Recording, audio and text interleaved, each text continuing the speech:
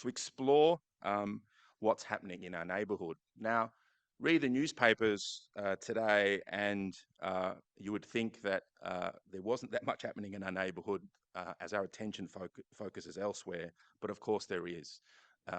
We face an incredibly complex moment in Asia, not just in terms of the changes that are the changes that are taking place in the region, but also in terms of the opportunities that are opening up in the region.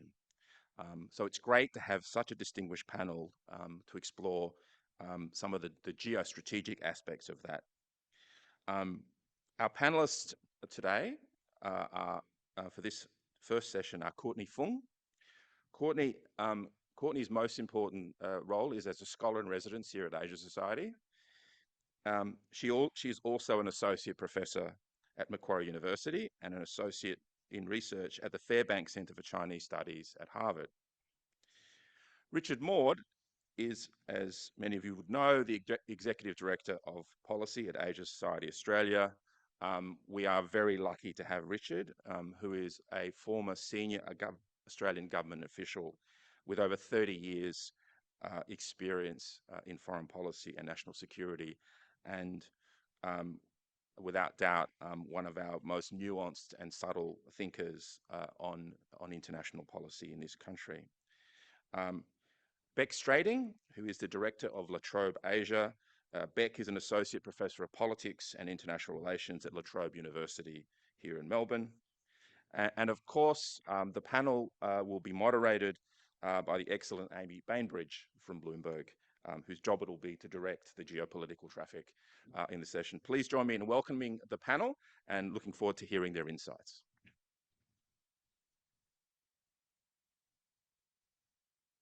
Thank you very much for that introduction. And before we get started today, if you could please scan the QR code on the brochure on your table or up on the wall over there and answer the first poll question. Now, I know for the Melburnians out there, QR codes can be a little, I promise we're not tracking you. We're not going into lockdown, anything like that. This is just a QR code for a very important question, which is how well has the current Australian government managed Australia's relationship with China?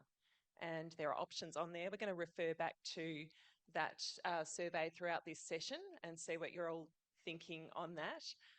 But look, this is going to be a fantastic session. I won't delay us starting any longer. It is called Neighbourhood Watch. And the first question we have for the panel this morning, which is quite broad brush, but something that a lot of us have been spending a lot of time thinking of, is to the whole panel, but Richard, we'll probably start with you this morning. You're plumb in the middle there. So you're going to be in the hottest seat, but no one's going to get away without answering this one. What do you see as the main risks to security and stability in the coming year?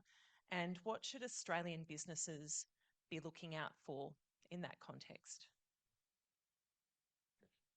Well, thanks, Amy. And first of all, it's a real pleasure to be here in Melbourne on such a beautiful spring day and in this lovely venue and by the river. So it's a nice way to begin Asia Briefing live.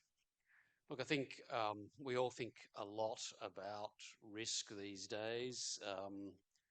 As Anthony said in his opening remarks, the world does seem to be laden with a lot of risk, and it comes in many ways. So I'll just mention a couple quickly. One, obviously, is the way in which geopolitics pans out. So the nature of the competition between China and the United States. I think that's not going to disappear anytime soon. So we're going to continue to have a very tough, tense, full spectrum competitive relationship. By full spectrum, I mean economic, political, strategic, ideological. And I think the best that we can hope for is that that's managed well, not that it's going to go away. And I think there are some signs at the moment that both China and the United States want to try and lower the temperature in their relationship to try and take at least some of the heat out of it. And I think there's a good prospect that we'll see President Xi Jinping get to the United States later in this year for the APEC meeting and a summit with President Biden. But of course, there are lots of challenges in that, and the risks run all the way up to a conflict, potentially over Taiwan, which would be catastrophic for everyone and disastrous. So there are risks, I think, on the economic front. We're already seeing what the International Monetary Fund calls a degree of economic fragmentation in the global economy. That's being driven by de-risking, which is the new term that's replaced decoupling. This is a phenomenon that's being driven not just by America, but by China as well. Neither great power wants to be overly dependent on the other, especially for the kinds of technologies that are going to shape the future, win economic and military advantage. So from an Australian perspective, an economy that's still very globalised, still very open, still believes in the story of East Asian economic integration, we don't want to see a world economy that becomes overly fragmented. The costs to that are going to be high. And then the third thing I'll mention is just more broadly, there are, of course, still risks in the global economy. The IMF has just put out its latest global forecast. It's got America, I think, from memory, growing, but not by much, 1.5%. China's growth, as Anthony mentioned, is down this year. And when China is growing more slowly, the rest of Asia is going to grow more slowly, and that's going to, of course, also impact Australian growth. There's a lot of debt in the system. So economic risks are another one I'd mention, Amy, but I'll stop there. Thank you. Courtney, I'll bring you in here. Your views on risks, stability, security. What do you think are the most pressing issues in the next 12 months or so? So cheers, Amy. And just like Richard, I'd like to welcome and be very grateful to have been so welcomed into Melbourne with actually having wonderful weather for today and yesterday. So thank you. It's like this all the time in spring. All the time. All the time. All the time. And I think I'd like to start with a slightly different angle from that Richard has raised, and I'll come back to a point that he's been discussing. I think one of the things we have to keep our eyes on and try and keep the focus on are problems relating to weather and climate crisis. Academic reports coming out of Victoria University of Wellington in the last couple of days, directly attributing global warming, human-related global warming, leading to costs of £16 million an hour over the last decade. And so I think the way that governments, businesses, communities, societies grapple with questions of resilience, adaptability, sustainability are going to be one of the biggest questions, even if it's not a hard security question up front and center. I'd just like to also pick up on an angle that Richard has already raised. And I think, again, when we think about questions of decoupling, de-risking, high fences, we're thinking strictly about questions of economic and security collaboration between two great states. But as an academic, when I'm not with Asia Society, I'm also at Macquarie University. One of the things that we are thinking about and are concerned about are pressures on the academic sector and pressures for that type of decoupling now. Especially as rules and regulations and political tides are tightening, at least indicators from the United States end, that may make deeper scientific and research collaboration more difficult, even for third-party players like Australia. So the ability to access and secure certain types of NIH grants, for example, may become more difficult if you have certain collaborators based in mainland China. And I think long term, especially for a state like Victoria that's very proud of its education export, this is something to sort of keep an eye on as the way that decoupling and de-risking spreads into different economic sectors of great importance. So thanks. Fascinating. Thanks, Courtney. Beck, have you got anything to add in terms of that stability and the risk profile over the next 12 months? Yeah, sure. It's great to be the Melbourne representative on the panel today, and thank you to Asia Society for inviting me here. I couldn't agree more on the climate change point, but also the academic decoupling. As somebody who works at La Trobe Asia at La Trobe University here in Victoria, it's really concerning to see those sorts of trends that Courtney just mentioned. But as somebody who works a lot in maritime maritime politics, I would just like to add, particularly on Richard's point about strategic competition, how the seas are increasingly becoming a theatre of strategic competition. There are a range of maritime, territorial and boundary disputes across this region that we now refer to as the Indo-Pacific. But the key flashpoints continue to be really in East Asia, South China Sea, East China Sea, Taiwan, and the Korean Peninsula. But one of the things that I've been sort of focused on is the everyday or the quotidian order and disorder at sea. And what we're seeing is this increased use of civilian or non-military vessels and assets in these contested waters across East Asia. We're seeing extra-regional states, particularly in Europe, increasing their role in military transit through these contested waters as well. And we see this kind of normalisation, this new normalisation of incidents between United States and China, but also involving some of the claimant states in Southeast Asia, both in maritime area and in the air space above these maritime areas. And so in particular, we're seeing this kind of incidences between US surveillance patrol sort of coming into contact or closely, sort of manoeuvring near Chinese warplanes. And one of the things, one of the kind of risks around this is that we might have some sort of confrontation that emerges. There is, risks of miscalculation, risks of misinterpretation that might spark a broader conflict. There's the absence of robust confidence building measures. There's a lack of trust among the key actors. And so I'm continuing to kind of pay attention to the daily interactions that are occurring between coast guards, between military vessels, between other forms of assets, as the sort of the blurring of the civil and the military continues in our region. Thank you.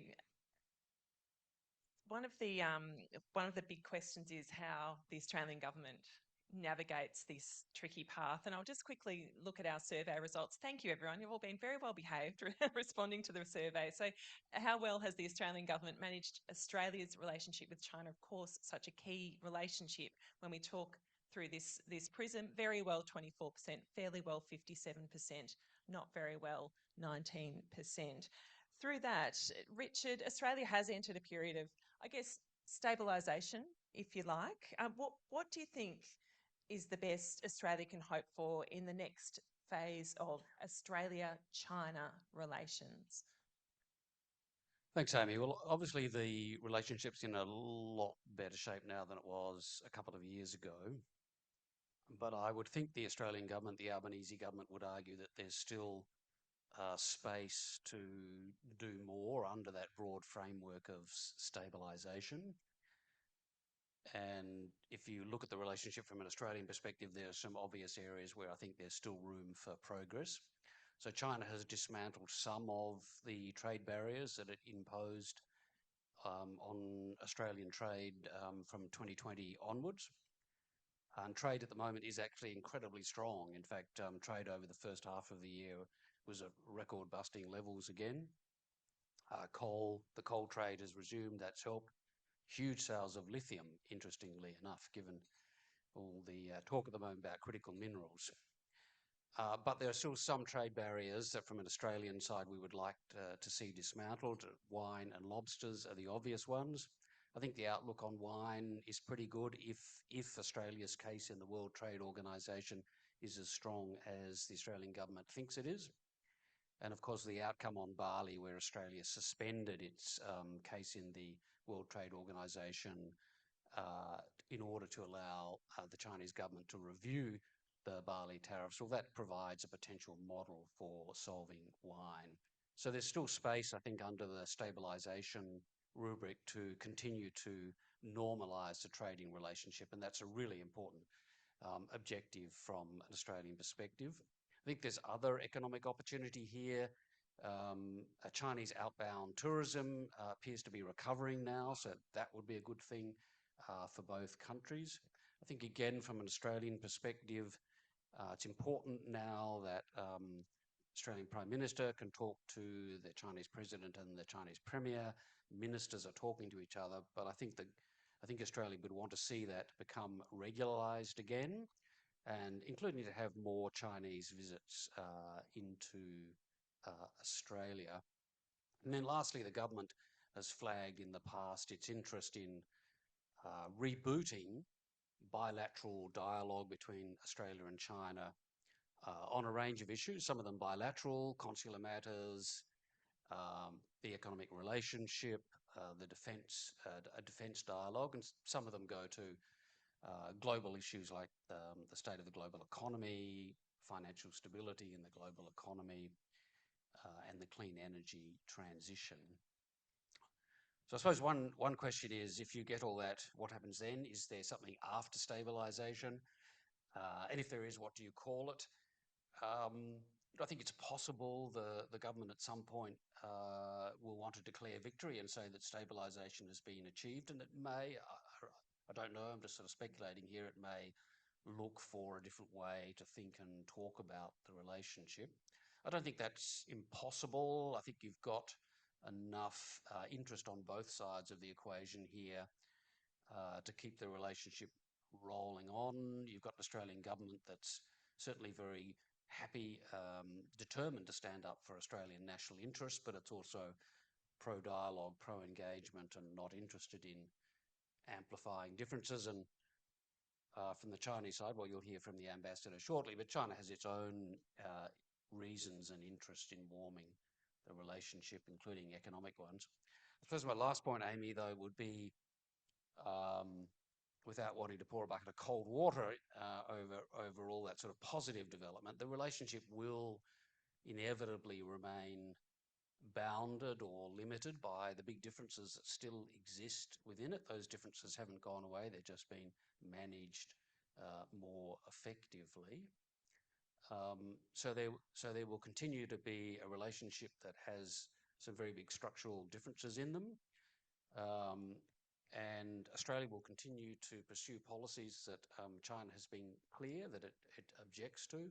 Chinese state media regularly reminds Australia that for so long as Australia, for example, continues to strengthen the alliance with America or pursue a strategy to enhance military deterrence, then from a Chinese side there will also be limits to the relationship. And the last point is that there, of course, in the current era, there is always an inherent or kind of underlining vulnerability or risk in the relationship to surprises or major events that could, quite largely be beyond Australia's control, including the course of Australia, America and China's relations. So, that risk that we've been talking about doesn't go away and has to be thought about by governments and businesses. We'll speak about the Prime Minister's visit to China before the end of the year a little bit later in the session. Richard, can I quickly put you on the spot? If you were going to answer the survey question, do you think the handling of relations has been done very well, medium, or not so well? I think it's been done better. Very diplomatic, funnily enough. Courtney, for next year, the US is the US presidential election, of course. Do you think Xi Jinping is hoping for a Biden or a Trump victory? And how more broadly do you see the future of US-China relations? Okay, Amy, you're not starting with any easy questions. So I think I should preface this by saying I would not presume to know what Xi Jinping is thinking, what his preferences might be. But I think I could make some broad statements pointing out that I would assume that any Chinese government official would be interested in knowing who their counterparts are and that there is stability in who their counterparts are. And that there isn't this approach that appears to be almost of churn and burn, that officials are in and then literally are out in a matter of months, if not weeks, with rather abrupt notice.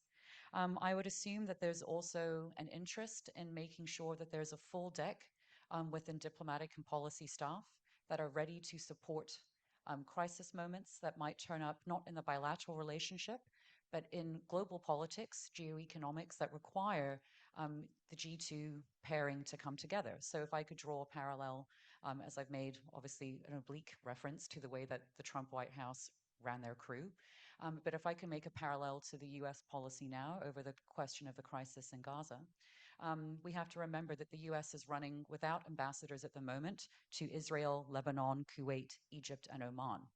So this is a very difficult position for US policy to not have that, literal focal point on the ground.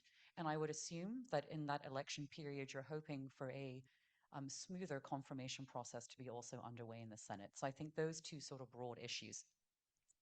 But I think we also have to remember the context that we're in now, and that there is pretty much bipartisan agreement on the way that US policy is moving on China. Almost this K Street consensus, so much so that the New Yorker is worthy of publishing pieces when there is one lone academic holding out the line that actually there is an opportunity for engagement. We have to remember, just as Richard has noted, that the language about de-risking, decoupling, friendshoring, guardrails, safeguards are indicative of, I think, trying to put a hold on reaching the bottom of the relationship. But that is not saying much about where the hopes for the upward trend of the relationship is going. That lacks a partner vocabulary. And I think we also have to remember, too, that we have to take polling data at its value. And I think it's very concerning that the recent Pew polling data, when asking Americans, which country presents the biggest threat for the United States, 50% of Americans now note China. Closer to, I think, something like 80% are presenting high correlation between a lack of faith in Xi Jinping and concerns about US-China relations. And I think that really tells us something about the, dare I say it, context for where this relationship can move.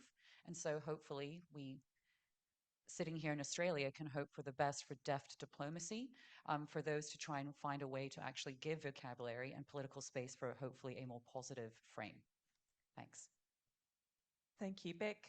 There are, of course, these ongoing tensions with China and Southeast Asian nations in the South China Sea. You mentioned it earlier. Your work is absolutely fascinating. But to what extent does China's expanding military presence in the region push these Southeast Asian nations closer towards countries like the US and Japan and even Australia?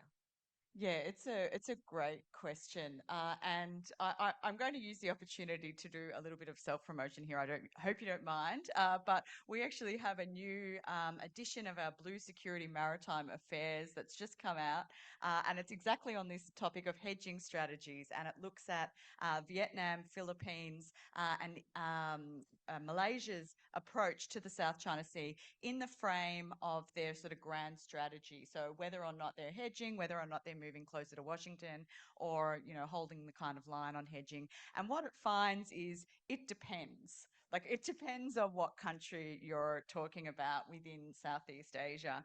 And much more recently, we've seen, the Philippines has taken an approach that seems to be moving sort of closer towards the US and its allies. We've got an agreement for joint patrols with Australia, for example, which is a really interesting move.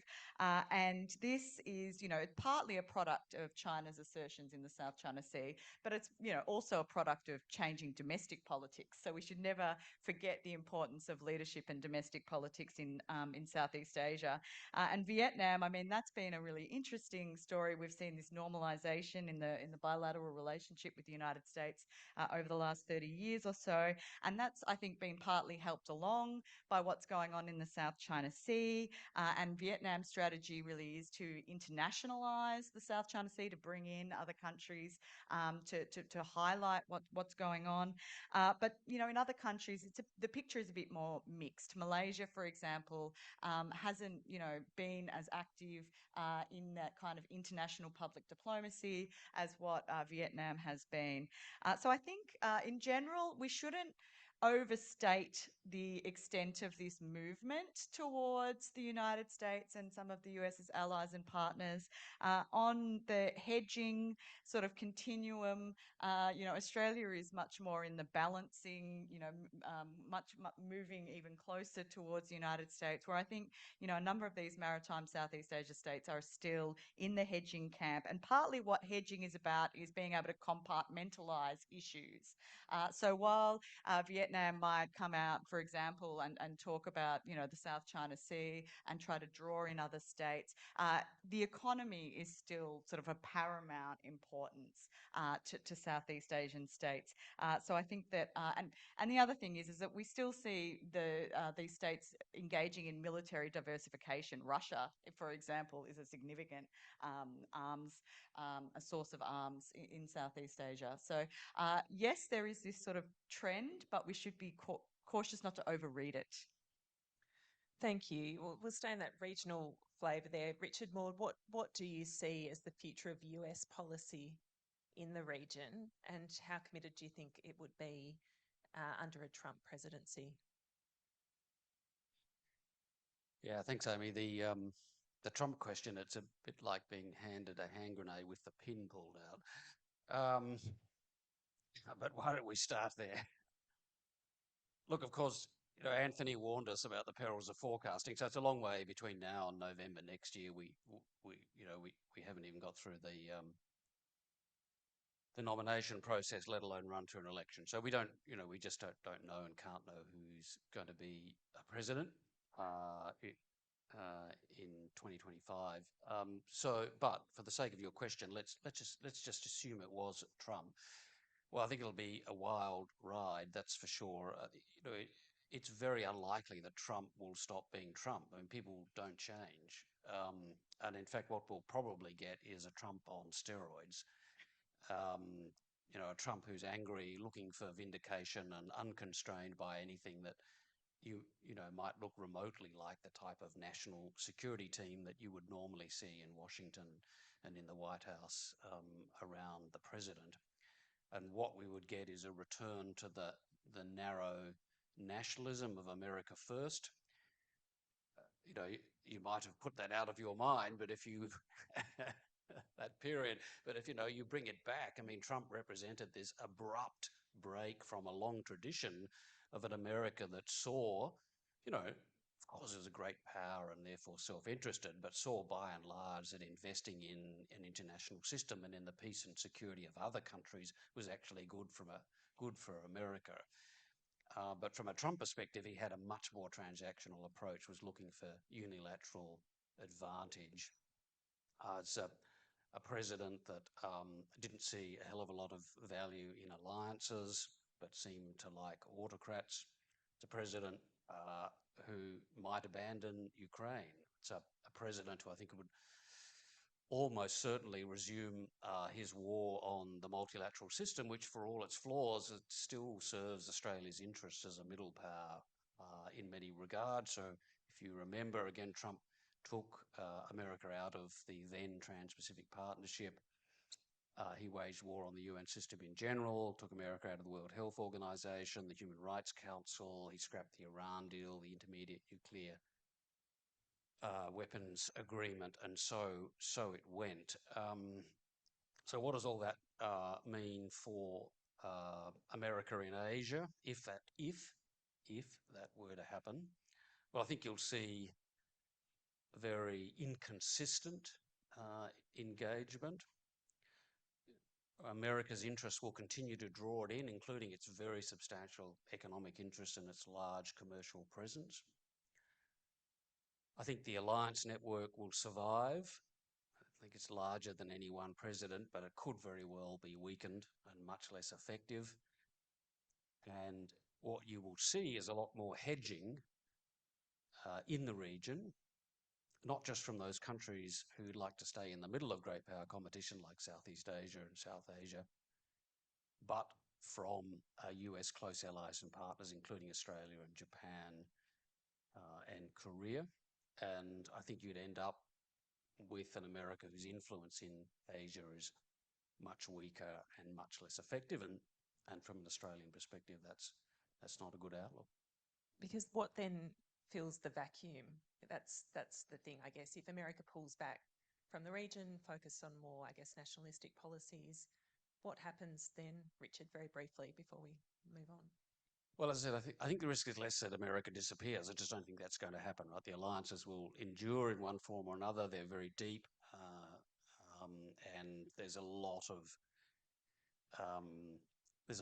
cooperation and energy in the alliances that goes on beneath the level of president. And America has very substantial economic interest. And as Courtney reminded us, that the sort of bipartisan focus on China means that America will still be very present in Asia. The trouble is, it will just be all over the place, right? Right.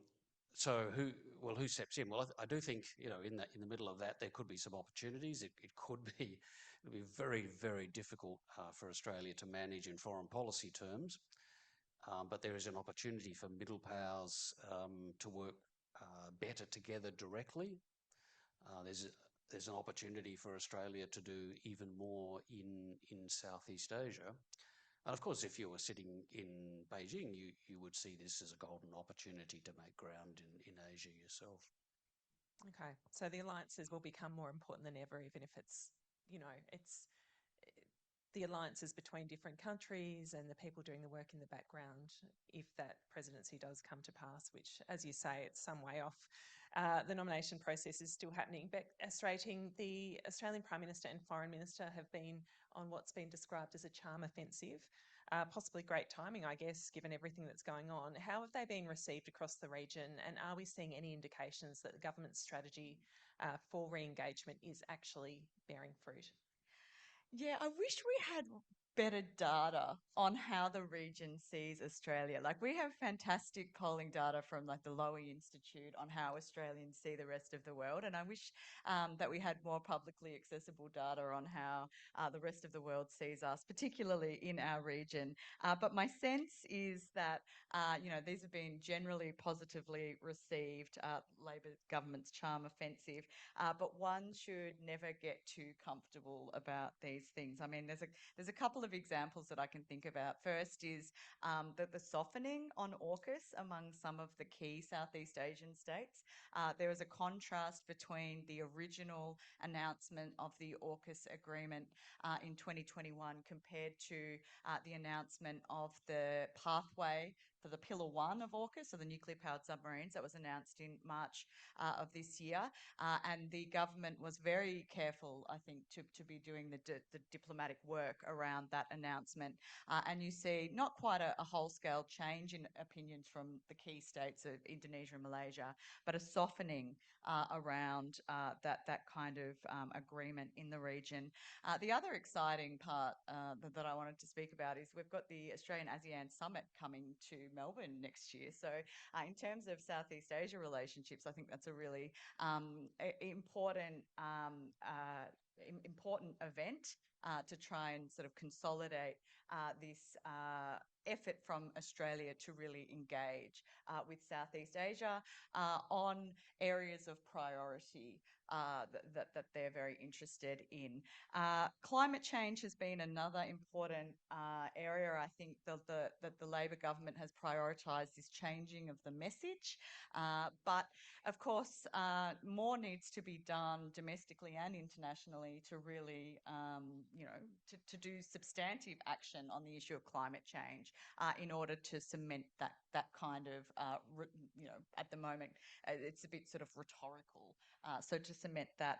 And finally, I think one of the big challenges will be if there is a no result in the upcoming Voice to Parliament referendum, how the Australian government is going to sort of, I guess, manage that result if that is what happened, and the polls are certainly trending in that direction.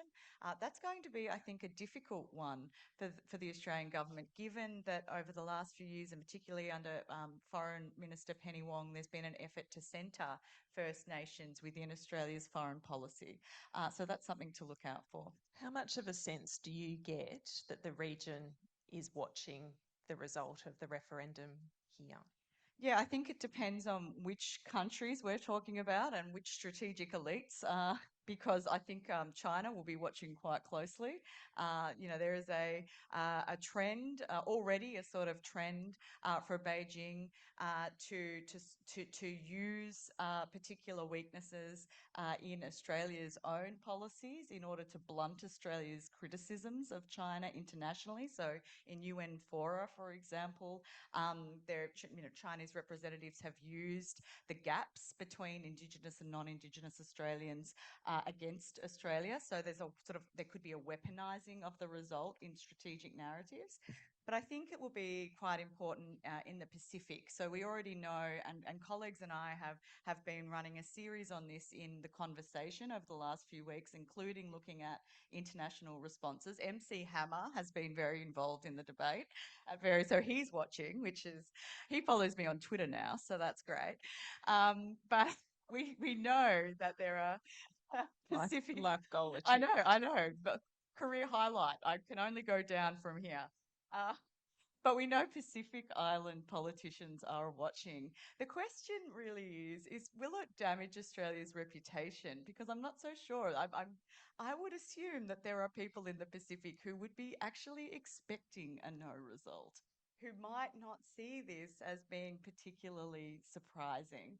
But I think generally it just makes it a little bit harder for Australia to prosecute the idea that it is centering First Nations and that it is the guardian of the oldest continuing culture on earth. Richard or Courtney, do you have anything to add around what this referendum and the outcome may do for Australia's reputation in the region? I think I think Beck has covered this in great detail. Thank you. Sure. Courtney, staying with you now. How is China using multilateral and minilateral forums to reshape the existing order in Asia? Thanks, Amy. So maybe I'll start with a brief example, because there might be a couple of skeptics in the room sitting and thinking to themselves, I'm living in always permanent and wonderful weather of Melbourne. So how can global governance questions, multilateral fora that are based in Geneva or New York have any actual effect on my daily life? The news from a couple of years ago did a lot of very interesting headlines about, China's push, for example, in the International Telecommunications Union. So before you all take a nap on the ITU, just to remind you that this is, in the words of Ambassador Samantha Power, one of the most important global governance agencies that no one has ever heard of. And China was doing very fascinating work about trying to set guidance and policy standards for the future 6G internet. So the way that future communications will rest as we go forward on the Internet of Things and a data-based economy. You can go back and read the papers from a few years ago to see the very intense debate that went on in Geneva, because directly for countries like Australia that are invested in this version, this interpretation of a rules-based international order, this was seen as a real issue to really work towards and try and clarify. So again, I just want to point out that even though things are taking place in capitals far away, there is direct relevance to daily life even here. We also are at a very interesting inflection point. We've had 10 years of BRI now, and very clear statements from Chinese officials in the United Nations and elsewhere that China is going to be putting forward an active reform of the global governance system, trying to build a global governance, a multilateral, minilateral space that more reflects the way that power is distributed in the global economy, the geopolitics of today. Perhaps moving more of the focus away from the United States and the West writ large and more towards China, as China looks to promote its own vision for global governance, this community of a shared future for humankind, which really is going to be, I would argue, a shorthand for a much more deferential international system that understands China's importance and the success of China's domestic political and governance system, and a much more series of flexible partnerships that center around China as a leading pole. And we're at a point now where Beijing is putting forward a lot of these global public goods. So the Global Development Initiative, trying to bring the focus back on the SDGs post-COVID. The Global Security Initiative, so one of the first times we've seen a security first footing coming out from Beijing. More traditionally, it's been the experience of a successful development story that China can bring to the world. And of course, the Global Civilization Initiative that Beck has alluded to already, with the way that China is framing our understandings of human rights and whether or not these are truly universal or artifacts of the West. And I think, again, the interest in sort of building these minilateral spaces is that you can have a block of states that understand China's perspective and are willing to move forward as a group, potentially on these specific issues to help negotiate in a far more effective coalition. So again, China's had great success in establishing these technical fora. So for example, the Wuzhen Internet Conference, to try and build more support for its own perspectives on the way that the future of the internet should be running, the standards, the guidance, the policy, and now using that grouping to try and feed more policy advice into the UN system. And again, Asia is a very interesting, dynamic, young region, key area for economic growth and economic engine. And again, all of the questions of geopolitics. So I would expect to see more of that sort of push in this particular space. Thanks. Great, thank you. I've got a few minutes left, so we're going to rapid fire get through a couple of questions if we can. Beck, Strating back to you. Early next year, Indonesia will choose a successor to Joko Widodo. How is the election race firming up to lead Indonesia in the post-Jokowi period? I just want to start with an observation, and that I don't think we pay enough attention to Indonesia. And that's some self-criticism there too. I mean, I feel like I don't pay enough attention to Indonesia. It's not like the days of the Jakarta lobby where our media would be, really investing in understanding some of these dynamics.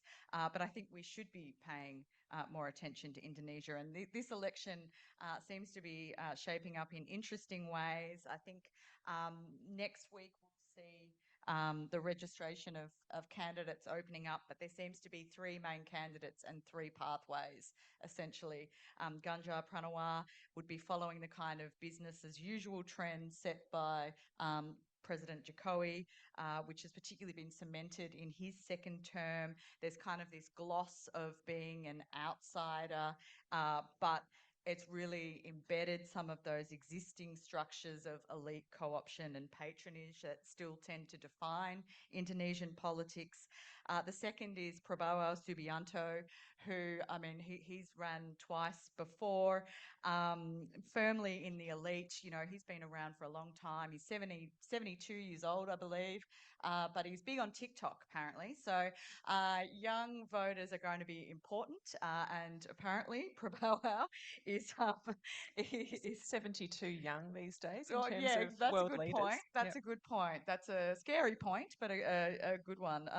But part of the challenge, and Richard and I were actually in Singapore earlier this year for the Shangri-La dialogue, where Prabowo really made probably the most controversial intervention of the whole thing by offering a peace plan to the Russia-Ukraine conflict that the Ukrainian representative was particularly unhappy about. But this is really a kind of a throwback to the days of the Suharto regime. He's on the record as being a skeptic of Western-style democracy. He has a dubious human rights record. The good news for Australia, if Prabowo was to be successful, is that he is softer on AUKUS than some of his other colleagues. But this is very much old guard Indonesia, I think. And the third, Anies Baswedan, former governor of Jakarta, has some, I guess, links to radical, or depending how you call it, radical or ultra-conservative Islamic groups that has been, I guess, raising some eyebrows within Indonesia. But I think, for Prabowo, if he's successful, for Australia, there's sort of some slightly good news, but in all cases, we see this, some of the issues of the sort of the political cultural gaps between Australia and Indonesia that tend to flare up every now and again. And so these are the three pathways, but we should be, I think, paying more attention. Absolutely. Just finally, two more questions to finish off. And this is still in the theme of, I guess, looking forward. Courtney, Fung, Taiwan is often raised as one of the flashpoints across the region. To what extent do you think that the prospect or threat of war is real? Okay. Um, I think the threat of war is real. Let's take this question at face value. I'd just like to raise sort of 2 or 3 counterpoints when we use question in that way. And thank you, Amy, not letting up.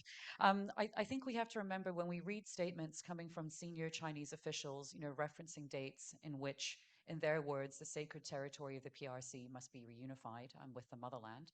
I think we have to remember that these dates are set often as reminders that, the government has to move a large peacetime military to become focused and ready for real-time, real-world potential combat. So I think sometimes when we hear dates, they're not actual dates to be focused on.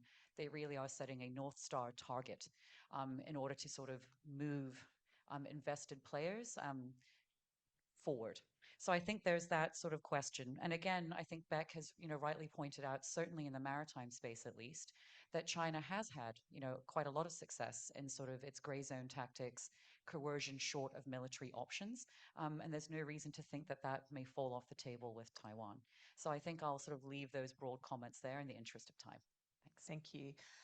Richard Maude, finally, obviously later this year, we're not sure of the date exactly yet, but the Prime Minister is expected to visit China. What do you think he's going to be asking for? What can we expect? And of course, would you have any advice? Our prime ministers love getting advice about how to manage their conduct on the international stage. Look, I think I did chance my arm in a piece with some reflections about getting a visit to China right a little while ago. It is quite a hard visit. There's a lot at stake. There'll be a lot of attention on it domestically and internationally. And even in a better relationship, there are still lots of issues running through it. So, I mean, I think for me, there's kind of 4 things here. One is just to go with the right set of expectations. So I mentioned at the beginning that there are inevitable boundaries on the relationship, and a visit to Beijing, which is a good thing. I'm glad the PM's going.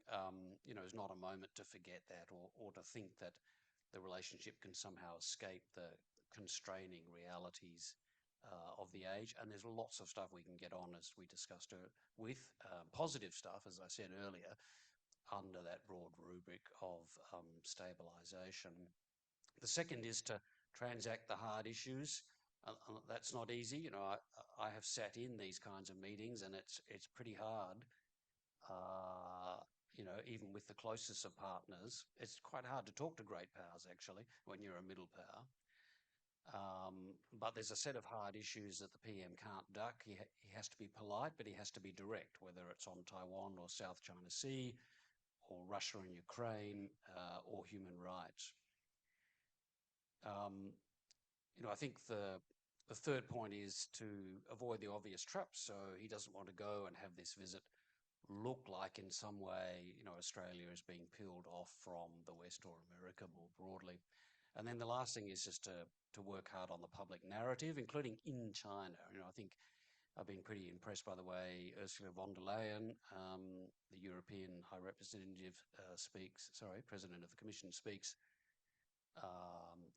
in and about China these days. And, the government has a good framework, which is cooperate where we can, disagree where we must, and act in the national interest. So that's a good framework, but it doesn't, in a way, actually tell us much about how Australia thinks about the relationship or express in clear ways the concerns.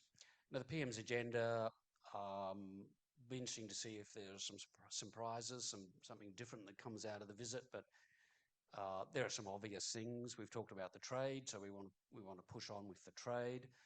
There are 2 Australians, Chen Lei and Yang Henjun, who have been in detention in China for 3 years plus, and Australia would like them to be released. You can expect the PM, I think, to push hard on that. And then beyond that, we'll see if there is the possibility to reboot either bilateral cooperation on bilateral or regional issues. So the last point is, and again, I really should leave this to the ambassador, but of course, this is not a one-sided equation. China has its own agenda, its own list of things wants from Australia. I mean, the PM at the Shangri-La dialogue that Beck mentioned shorthanded Australia's Indo-Pacific diplomacy or strategy as deterrence and diplomacy, and it's pretty clear from a Chinese perspective that they would like less of the deterrence. So they don't like AUKUS, they don't like the Quad. You know, they're not comfortable with the alliance. They see that as part of an American-led effort to paraphrase President Xi's contain, suppress, and encircle China. So there's that. China has its own economic agenda. China has long had concerns about Australia's love affair with anti-dumping measures, and in fact has taken us to the World Trade Organization over wind towers, railway wheels, and stainless steel sinks. Interesting collection of things. So, China would like Australia to be more forthcoming on some investment applications, particularly Chinese investment into Australia's critical minerals industry. It would like us to be more forthcoming or more positive about China's interest in joining the CPTPP. You can blame Canada for that becoming impossible to say now. But so, you know, as always, in any of these visits, it's not just about Australia, right? There are two sides in the relationship, and there will be, both sides will be, have business that they will want to transact. Thank you. Look, I think you'd all agree with me that that was a great way to set up the day of discussions. Thank you so much for joining us today. We have Courtney Fung, of course, on the end, Richard Maude and Beck Strating. Thank you so much. And I'm sure a lot of people will be coming up and speaking to you throughout the day, but we do appreciate you taking the time for this session this morning. Thank you. Thank you, Amy. Thank you.